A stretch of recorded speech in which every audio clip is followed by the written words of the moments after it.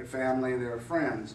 Now, a lot of people know this. For 9 years, and even before that, but for 9 years, Brent and I have invited all to our little cottage in the woods to the Feast of Thanksgiving. And I wouldn't have any idea how many people have come and shared with us, and I have absolutely no idea how many nationalities, but it's been quite a few.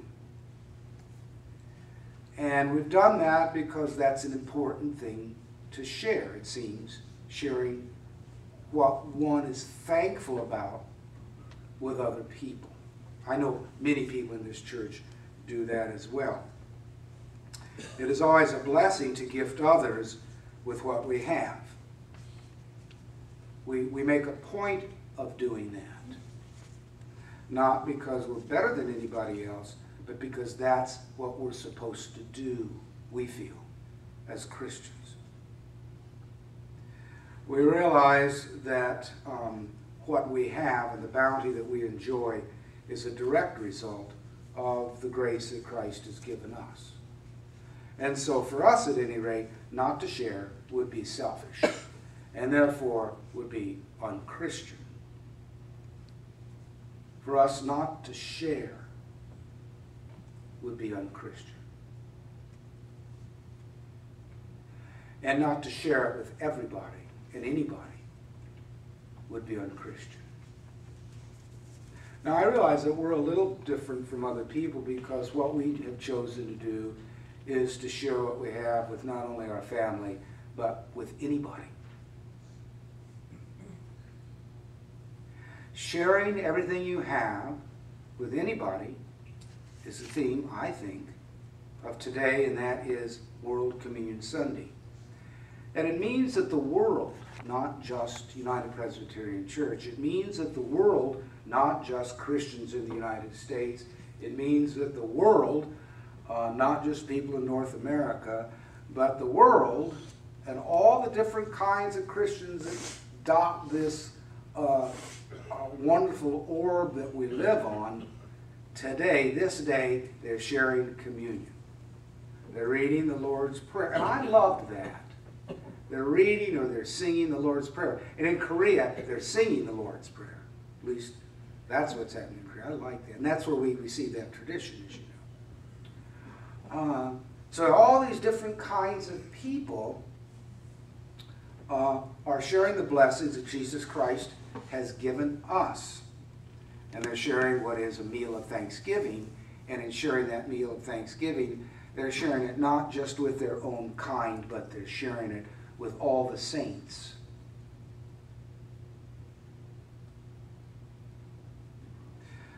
Still the same, an important theological question has been raised over the years, and I don't know, I'm sure probably as many as 1 million or 2 million people have been killed over this, by Christians, of course, who are very effective at killing people. And that is, who's invited to the table? Who's invited to sit at table with Jesus Christ in the kingdom of God? That's what he says at Holy Communion. Well, I don't know. Well, I do know, and we need to talk about that. Is it only one's immediate family that's invited? Is it only the people you like that are invited? If we were to invite only the people we like today, I wonder how many people would be here.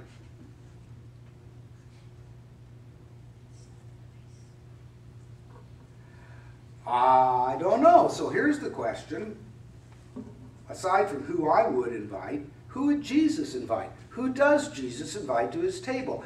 Now, of course, we have this particular religion that says this particular religion that says this particular religion that says that. Those three I will not mention, but I'm not Christian enough to have Holy Communion with them. I can think of another one. Now there's 4. Oh, there's probably quite a few where I'm not Christian enough to have Holy Communion with these Christians. I'm not permitted to share in the Thanksgiving feast of salvation with those Christians. And that's okay. Who does Jesus invite? Well, sinners? Well, yes, that's who Jesus invited at any rate, we can say that. But today it seems that in a lot of situations it's only repentant sinners, June, that can... Why are you laughing at me? It's only repentant sinners, June, that can have Holy Communion. Now, you've repented long ago, whatever sins that I don't even want to know about. And none that I'm sure of. So most churches say, well, sure, everybody's invited if they're a repentant sinner. That makes a lot of sense, doesn't it? But here's the problem. What if some of those sinners who have repented in the past of their sins, and what's the word we use here in southern Indiana? They backslid a little bit. You ever heard of backsliding? Well, backsliding in southern Indiana, that means, you've been on the high road of salvation and you're doing